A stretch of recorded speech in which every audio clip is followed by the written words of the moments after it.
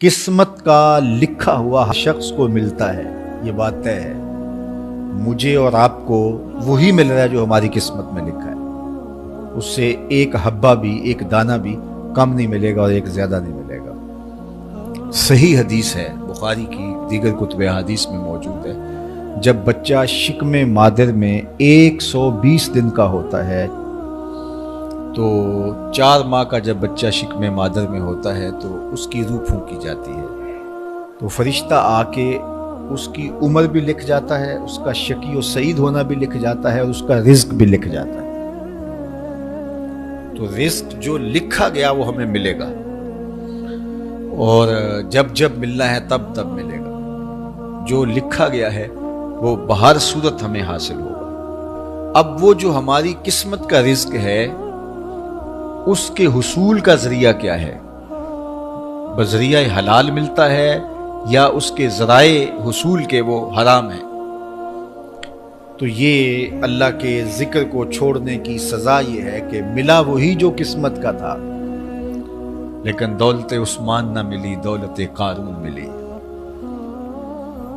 لکھا جو تھا، مقسوم تھا، ملا وہی، ایک دانہ بھی زیادہ نہیں ملا اور ایک دانہ بھی کم نہیں ملا، لیکن اس کی سزا کاٹنی پڑے گی، اس لیے کہ حصول کے ذرائع حرام تھے۔ تو حضرت اکرمہ رضی اللہ تعالیٰ عنہ فرماتے ہیں کسبن حرامن، تو معیشت تنگ کیسے ہوتی ہے؟ بندہ کہتا ہے کہ یہ تو بڑا کما رہا ہے لیکن کما بذریعہ حرام رہا۔ اللہ اکبر۔ بعض اوقات کچھ لوگ محنت کر کے بھی حرام کماتے ہیں۔ ہم نے دیکھا کہ اس گرمی میں جو لوگ مزدوری کرتے ہیں اور بالخصوص لوہے کی بھٹی پہ جو کام کرنے والے ہیں، کتنا سخت کام ہے، لیکن وہاں بھی جو ہے وہ چاہے 15-20 منٹ جو ہے وہ خیانت کر کے اپنے اس رزق کو حرام بنا لیں اور ناجائز کر لیں، اتنی مشقت کے باوجود بھی کیتی کتری پئی خو محمد تے سکہ بنیا سردار۔ تو ایک سودا ایسے بھی بک جاتا اگر 2 منٹ گاہک کو دیتا، لیکن جھوٹی قسم کھا لی اور وہ لے کے چلا گیا، سودا تو بک گیا لیکن ذریعہ اس کا حرام ہو گیا۔ یہ ذرا دیکھیے، جھوٹی قسم کھانے والے کو اللہ نظر رحمت سے بھی نہیں دے گا، اتنی بڑی سزا ہے اس کی۔ اور نہ بکتا کوئی اور آ کے لے جاتا، جو قسمت میں لکھا ہے وہ تو آپ کا ہر صورت میں ہوگا، لیکن کچھ لوگوں کو اللہ کے ذکر کو چھوڑنے کا نتیجہ یہ ملتا ہے کہ پھر وہ ان کے ذرائع آمدنی جو ہوتے ہیں محنت کے باوجود بھی کسب حرام ہو جاتا ہے کسی نہ کسی وجہ سے۔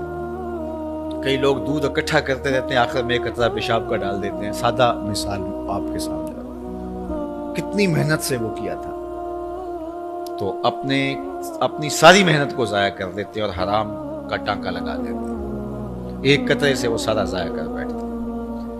تو یہ اللہ کے ذکر سے منہ موڑنے کا نتیجہ ہے۔ جب تمہارے دل اللہ کی یاد سے خالی ہو جائیں گے، تمہاری زندگیوں میں قرآن نہیں ہوگا، تمہاری زندگیوں کے اندر اسلام کے اجالے نہیں ہوں گے، تو پھر نتیجہ کیا ہوگا کہ معیشت دنک کیا ہے؟ کسبن حرامن۔ دوسرا معنی کہ تنگ زندگی، تلخ زندگی، جو حضرت عبداللہ ابن عباس سے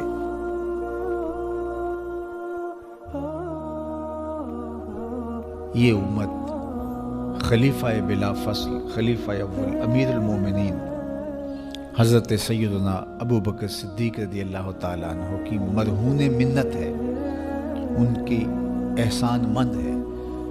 اقبال نے کہا تھا امن الناس بر مولائے ما، کلیم اول سینائے ما، ہستی او کشت ملت راچو ابر، ثانی اسنین و غار و بدر و قبر۔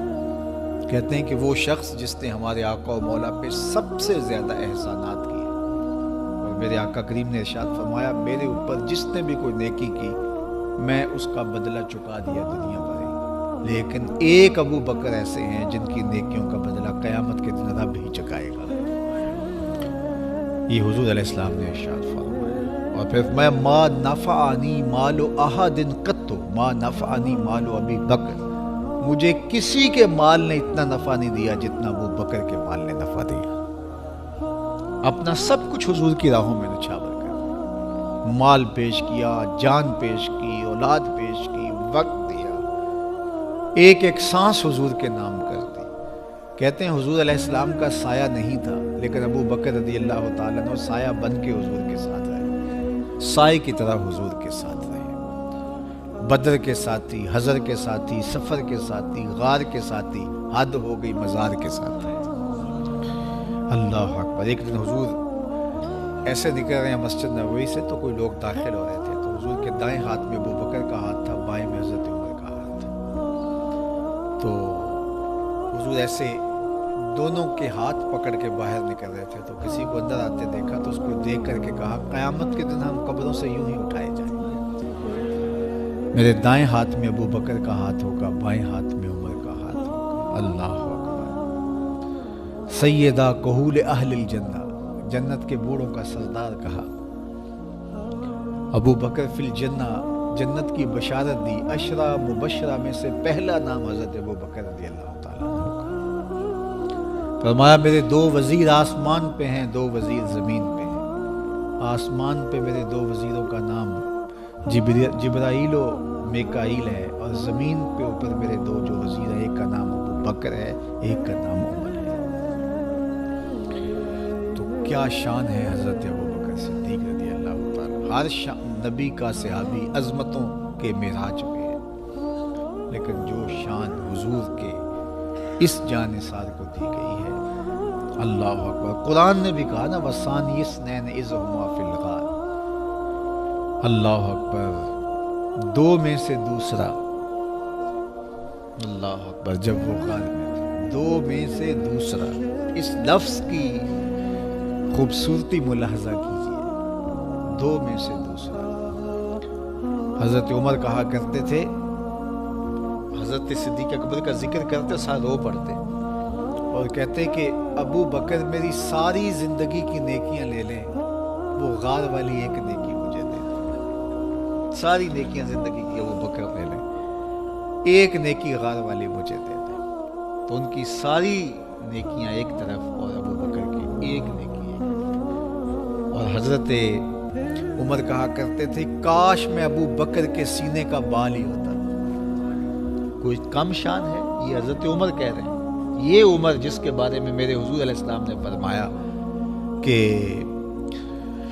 میرے بعد اگر نبوت کا دروازہ بند نہ ہوا ہوتا، میرے بعد اگر کسی نے نبی ہونا ہوتا تو وہ عمر ہوتا. اتنی شانوں کے مالک. ان الشیطان یفر من ظل عمر، شیطان عمر کے سائے کو دیکھ کے بھاگ جاتا ہے. وہ عمر کہہ رہے ہیں کاش میں ابو بکر کے سینے پر لگا ہوا بال ہی ہوتا. یہ شان ہے، یہ عظمت ہے. سارے حضور کے صحابی عظمتوں کے معراج پر، لیکن ان کی شان ہی بکھری ہے. کسی پنجاب شاعر نے کہا کہ سارے یار نبی دے سونے، نہیں کوئی اینا یاراں ورگا، نہ کوئی ہویا نہ کوئی ہوسی، اینا جان نثاراں ورگا، نہ اس ترتی پیدا کیتا، اینا یاراں ورگا، اعظم شان صدیق کی دساں اکو یار ہزاراں ورگا. وہ عظمتوں کی کس معراج پہ امن الناس بر مولائے ما، کلیم اول سینائے ما، ہستی او کشت ملت راچو ابر، ثانی سنینو غارو بدر و قبر. بدر کے بھی ساتھی، قبر کے بھی ساتھی، مزار کے بھی ساتھی، غار کے بھی ساتھی. اور اسلام کی کھیتی کے لیے ابر بہار کی طرح برسے اور سیراب کر گئے. اور اس امت کے لیے انہوں نے جو کام کیا وہ انہی کا مقصود